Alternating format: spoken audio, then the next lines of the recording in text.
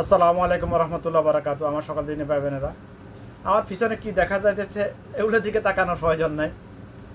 আমার কথাগুলো শুনবেন, কথাগুলা যদি কোরআন সুন্নাহ সম্মত হয় তাহলে এগুলো আমল পালন করার চেষ্টা করবেন ইনশাআল্লাহ। আমার তৌফিকুল্লাহ বিল্লাহ আউযুবিল্লাহি মিনাশ শাইতানির রাজিম।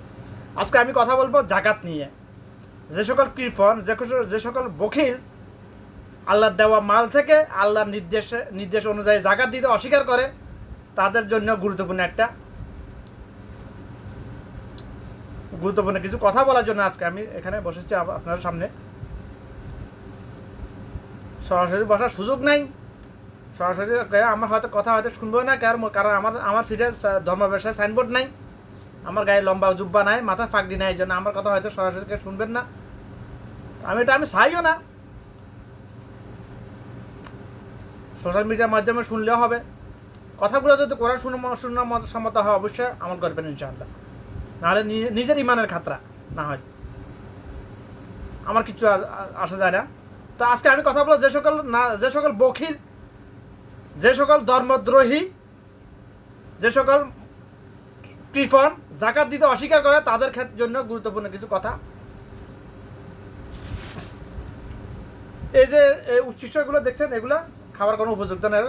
খাওয়া যাবে, এগুলো হারাম নয়, তা এগুলোর প্রতি আমাদের রুচি নাই, খাওয়া নাই। এগুলো আমি জমাইছি কারণ একটা সাম্মাম, এগুলো সাম্মাম তো চিনেন বাংলাদেশের মানুষ। এটা সাম্মাম 4 কেজি ওজন একটা সাম্মাম আমি কিনেছি বাংলার প্রায়, হিসাবটা করতে হবে, আমি একটু আগে 423 টাকা দিয়ে কি এটা আমার ক্রয় মূল্য। ওখান থেকে 1.5 কিলো বের হয়েছে। এগুলা উচ্ছিষ্ট, এগুলা ডাস্টবিনে ফেলে দিতে হবে আমাদের। যদি দেশে থাকতে হয়তো গরুকে খাওয়ানো যাইতো, ছাগলকে খাওয়ানো যাইতো, এখানে তো আমার গরু ছাগল নাই, এগুলো ডাস্টবিনে ফেলে দিতে হবে। তো এটার মূল্য হচ্ছে, যে টাকাটা আমি 423 টাকা দিয়ে একটা সাম্মাম ক্রয় করে যেটা ফেলে দিতে হবে, আমাকে ফেলে দিতেছে, ওটার মূল্য হচ্ছে বাংলা প্রায় 160 টাকা। এটা শুধু আমার ক্ষেত্রে না, সবার ক্ষেত্রে, এটা দেশি বিদেশি সবার ক্ষেত্রে এটা হইতেছে। আমি 423 টাকা দিয়ে একটা সাম্মাম কিনে 160 টাকা ওখান থেকে ফেলে দিতেছি আমি। আমার বিন্দু মাত্র কোনো আফসোস হইতেছে না, এখানে আফসোস হইতেছে না, কারণ এটা আমাদের রুচি হয়ে গেছে, এটার প্রতি আমাদের অভ্যাস হয়ে গেছে, অভ্যস্ত আমরা এখানে ছোটবেলা থেকে সবাই অভ্যস্ত। দুনিয়ার জীবন অতিবাহিত করতে গিয়ে আমরা এখানে সবাই অভ্যস্ত। এই জন্য এখানে আমাদের বিন্দু মাত্র আফসোস নাই, বিন্দু মাত্র এখানে আমাদের কি পড়া, আরে এত টাকা দিয়ে সামান কিনে সামনে করে কেন ফেলবো, এগুলো খেয়ে ফেলি, চিবি লবণ চিনি মিক্স করে দিয়ে এগুলো খেয়ে ফেলি না, জুস বানিয়ে খেয়ে ফেলি। এরকম তো কেউ কিছু কখনো বলে নাই, এরকম কৃপণতা কখনো করে নাই। কিন্তু যখনই আমাদের আল্লাহর দেওয়া মাল থেকে আল্লাহর নির্দেশে রাসূল সাল্লাল্লাহু আলাইহি ওয়াসাল্লাম প্রতিষ্ঠিত নিয়ম অনুযায়ী জাকাত দেওয়ার জন্য কথা আসে, বিষয় আসে, তখন আমাদের কৃপণতা শুরু হয়। হায়রে, আমার সম্পদ, আমার অর্থ, আমার এত কষ্ট করে আমার কামাই করেছে, কেন জাকাত দিব আমি? লাখে 20 টাকা, 2,500 টাকা দিয়ে দিতে হবে আমাকে, শতে 2.5 টাকা। আমার এখানে চলে যাইতেছে শতে 12% প্রায়, আমার এখানে চলে যাইতেছে, ফেলে দিতে হবে আমাকে শতে মিনিমাম প্রায় 12% আমি ফেলে দিতেছি। আমি বিন্দুমাত্র আমার কোনো আফসোস নাই এটার ক্ষেত্রে। এটা শুধু আমার ক্ষেত্রে, সবার ক্ষেত্রে হইতেছে, এটা আফসোস নাই। কিন্তু যখনই আমাদের আল্লাহ পাক বলছে আল্লাহ দেওয়া মাল থেকে যখন বলছে 2.5% দেওয়ার জন্য, তখন আমাদের শুরু হয় কৃপণতা, বকিলিয়ত, আমাদের ইমানের দুর্বলতা। ইমান আমাদের মাই খাইতো ওখানে। আজকে এগুলো যদি আমি খেয়ে ফেলি, আমার কোনো গুনাহ হবে না, বিসমিল্লাহ পড়ে এগুলো খেলে আমার নেকি হবে। আমি এটা বিনিময় হবে হাসরের দিন, বিসমিল্লাহ পড়ে, তাহলে আমি সুন্নাহ আদায় করছি। কিন্তু এগুলা কোনো হারাম নয়, কিন্তু তারপর আমরা ফেলে দিতেছি। কিন্তু আল্লাহ দেওয়া মাল থেকে যদি জাকাত না দেওয়া হয়, তাহলে আমার জাগতিক সমস্যাগত সকল পুরো সম্পদটাই হারাম হয়ে গেছে আমার জন্য। এগুলো আমার জন্য সাপ বানিয়ে রাখবে আমাদের জন্য, নাকি রাখবে না? কথাগুলো কি আমার না আল্লাহ রাসূল সাল্লাল্লাহু আলাইহি ওয়াসাল্লাম, নাকি আল্লাহর? একটু আমার কথা না, এগুলো রাসূল সাল্লাল্লাহু আলাইহি ওয়াসাল্লামের কথা, এগুলো আল্লাহর কথা। যেটা রাসূল সাল্লাল্লাহু আলাইহি ওয়াসাল্লামের কথা, ওটা আল্লাহর কথা ভাই, যেটাই বলুন। আল্লাহর কথা, রাসূল সাল্লাল্লাহু আলাইহি ওয়াসাল্লাম দুটাই এক। আল্লাহ পাক রাসূল সাল্লাল্লাহু আলাইহি ওয়াসাল্লাম বলার জন্য বলেছেন, এই জন্য বলেছেন যা কিছু বলেছেন নবুয়তের পরবর্তী জীবনে। তো আমাদের কৃপণতা, এটা হচ্ছে, আমি সংক্ষিপ্ত শুধুমাত্র একটা সাম্মামের হিসাব দিয়েছি আমি, যেটা আমি দেখাইছি, এটা আমি খেয়ে ফেলেছি। এটার ওজন ছিল প্রায় 5 কেজির থেকে বেশি, এটা ওয়েট। তো এটা থেকে আমার মিনিমাম 200 টাকা ফেলে দিতে হবে হইতেছে। এগুলো আমি ফ্রিজে রেখেছি, জমাট করেছি। সামামটা আমি খেয়েছি 3 থেকে 4 দিনে। এগুলো আমি আপনাদেরকে দেখানোর জন্য এগুলো জমাট করে, এগুলো ওয়েট করে ফুঙ্কানো হিসাব আমি আপনাদেরকে দেখাইতেছি আমি। এটা হচ্ছে ছোট্ট একটা হিসাব।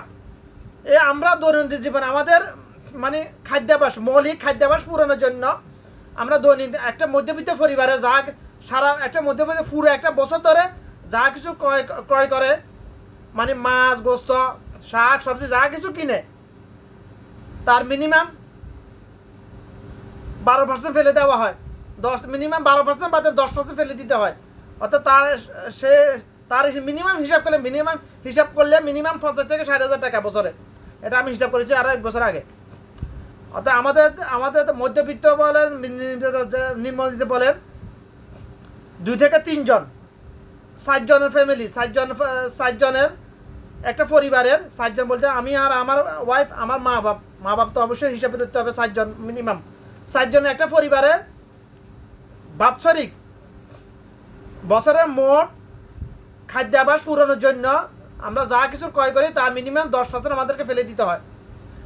তার মিনিমাম হিসাব বাংলা টাকায় প্রায় 60,000 টাকা আসে মিনিমাম। মনে করেন দৈনিক একটা মাছ কিনলেন, আধা কিলো মাছ কিনলেন 300 টাকা কেজি কিংবা 200 টাকা কেজি, কত গ্রাম? মিনিমাম 200 গ্রাম ফেলে দিলেন। মিনিমাম 200 গ্রাম ফেলে দেওয়া হয় না, মাছের নাড়ি বুড়ি আমিষ এগুলা। আপনি শাক কিনলেন 1 আঁটি, কতটুকু ফেলে দেওয়া হয়, এগুলো হিসাব করে আমি মিনিমাম 60,000 টাকা আমরা ডাস্টবিনে ফেলে দিই আমরা। এগুলোকে আমি চাইলে আবার জৈব সার তৈরি করতে পারি, আমি তৈরি করে আবার গাছে দিতে ওটাও করতে পারি, কিন্তু আমরা ওটাও করি না। আর এটা কিছুটা কাজে লাগে কাটা না, ওটাও করি আমরা, ডাস্টবিনে ফেলে দিই আমরা। এগুলা আমাদেরকে বিন্দুমাত্র কোনো আফসোস হয়? আরে 400 টাকা 1,000 টাকা করে একটা বোয়াল মাছ কিনলাম, কেজি 10 কেজির একটা বোয়াল মাছ কিনলাম, 2 কেজি ফেলে দিতে হবে আমাকে। বোয়াল মাছের নাড়ি বুটি তো সম্বন্ধে জানেন, আমিষ না, ঠিক আছে। 2 কেজি বা 1 কেজি ফেলে দিতে হবে। 1 কেজি ফেলে দিয়ে 1,000 টাকা। 10 কেজি ওজনের একটা বোয়াল মাছের দাম যদি 10,000 টাকা, 1 কেজি ফেলে দিলে 1,000 টাকা ফেলে দিতে হবে আমাকে।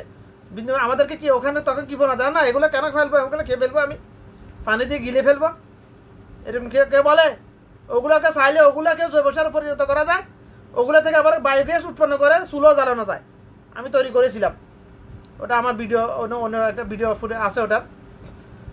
এগুলো কি করি না আমরা, তখন কি করি না। কিন্তু যখনই আল্লাহ পাকে আমাদের মানে টাকার বেলা আসে, যখনই দান সদকার বেলা আসে, জাকাত আমাকে যদি আল্লাহ পাক জাকাত দেওয়ার মতো মাল দিয়ে থাকে, তো যদি জাকাত না দিই, এটা বান্দা গরিবের হক, এটা অন্যের হক। বান্দার কোনো হক আল্লাহ পাক মাফ করবে না, এটা অন্যের হক। যাদেরকে আমরা আমার ফাড়া প্রতিবেশী আত্মীয় স্বজন যারা মধ্যে যারা জাকাতের সম্পদ, জাকাতের অর্থ খাবার উপযুক্ত, তাদের হক এটা। আমি তাদেরকে না দিয়া আমি যদি হজম করে ফেলি দুনিয়ার সময় তো কাম্বার কুপে জেনে এমনি চলে যাবে ভাই। আখিরাতের সময় কাম্বার কুপে চলে যাবে না ভাই। যারা পরিমাণ হিসাব নিবে আল্লাহ পাক, যারা পরিমাণ আমল থাকলে ওটারও বিনিময় দিবে, যারা পরিমাণ বদ আমল থাকলে ওটারও হিসাব নিবে আল্লাহ পাক। সূরা জিলজালার মধ্যে শেষের 2-3 আয়াতের মধ্যে আয়াত পড়ে দেখো।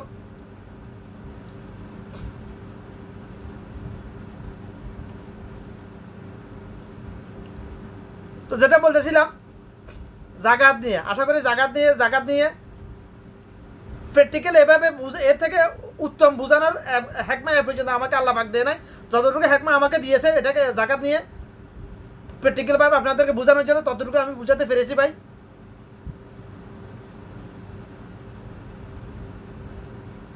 তো কথাগুলো বোঝার চেষ্টা করবেন, কলমে ঢুকানোর চেষ্টা করবেন। আল্লাহ পাক তো সবাইকে বলতেছেন জাকাত দাও। আল্লাহ পাক কোরআন মাজিদে 82 থেকে 83 বার বলছে আকিমুস সালাত ওয়া আতাউ যাকাত। যখনই নামাজের কথা আসছে, সালাতের কথা আসছে, পিছে যাকাতের কথা আসছে। কেন? কারণ তুমি নামাজ পড়লে জান্নাতে যাইতে পারবে না, যদি যাকাত না দাও তোমাকে জান্নাতে যাইতে হবে নির্দিষ্ট সময়কালের জন্য।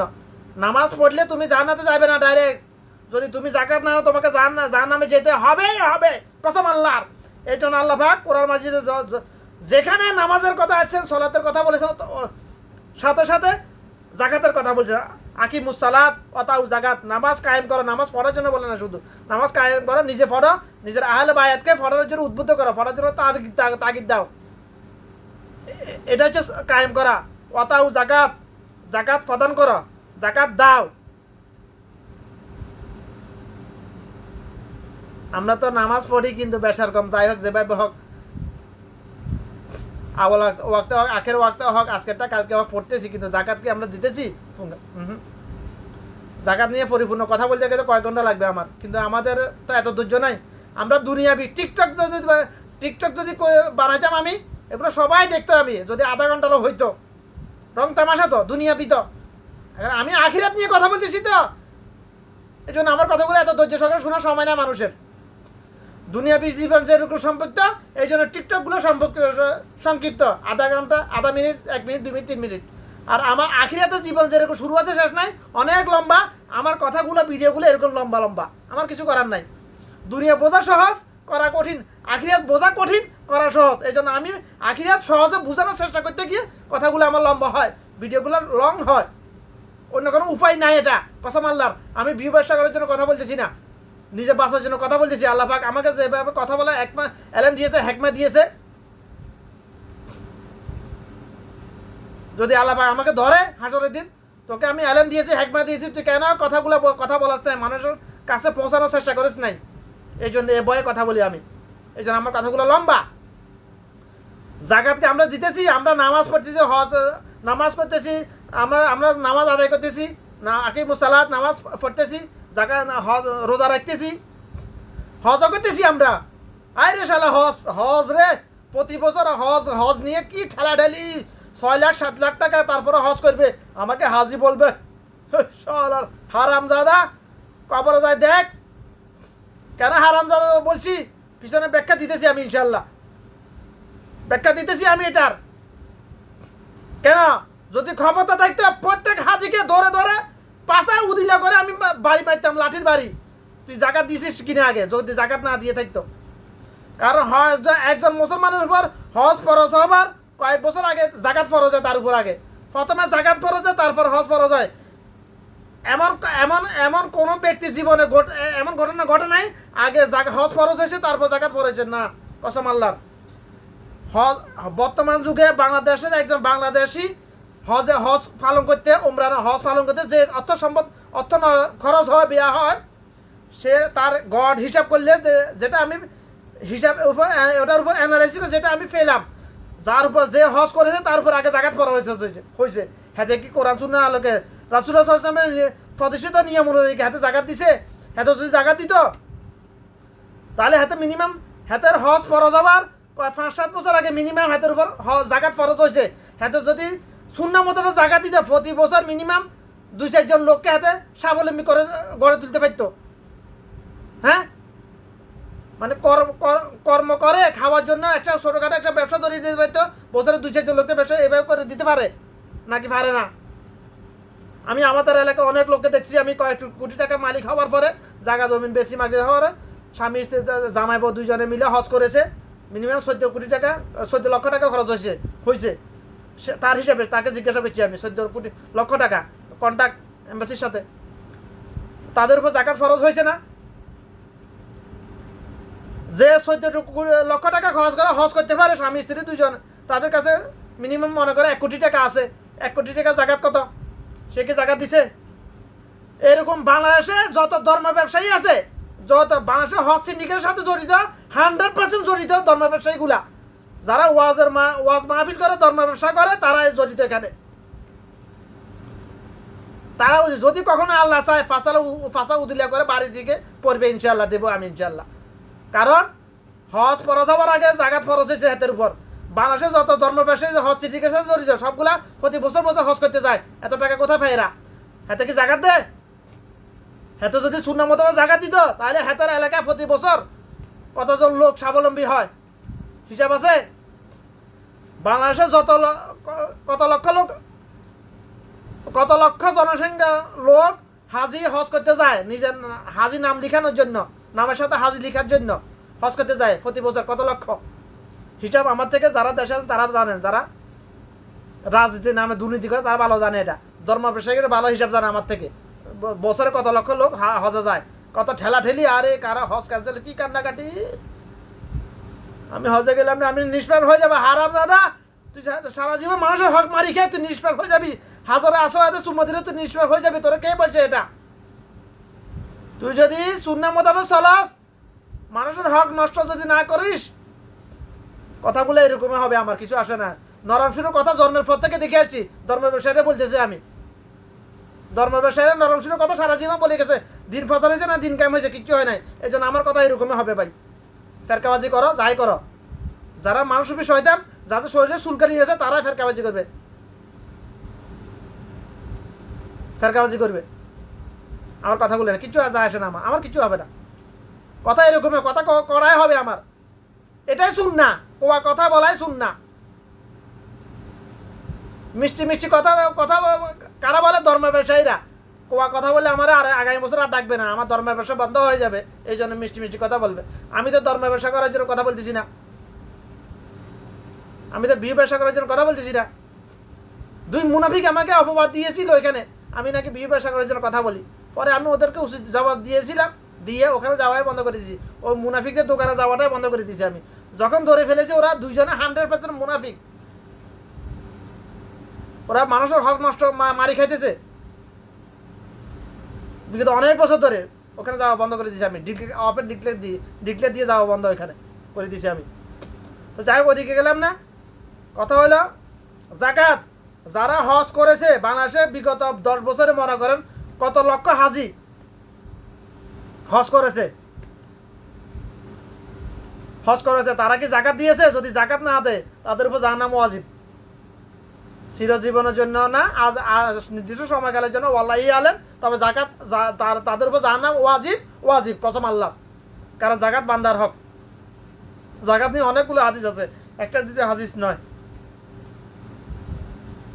তো বিস্তারিত আর বেলা সময় নাই, কথা এখানে শেষ করলাম। আল্লাহ পাক কথাগুলো সবাইকে বুঝা সহি বুঝদান করো। আমার তৌফিকুল্লাহ বিল্লাহ, আউযু বিল্লাহি মিনাশ শাইতানির রাজিম। রাব্বি জিদনি ইলমা। সবসময় কলব জিকিরে আজকাল ব্যস্ত রাখবেন। যে কলব আল্লাহ জিকিরে ব্যস্ত, ওই কলব শয়তানের ওয়াসওয়াসা মুক্ত। যে কলব খালি ফাজি, ওই কলব শয়তানের ওয়াসওয়াসা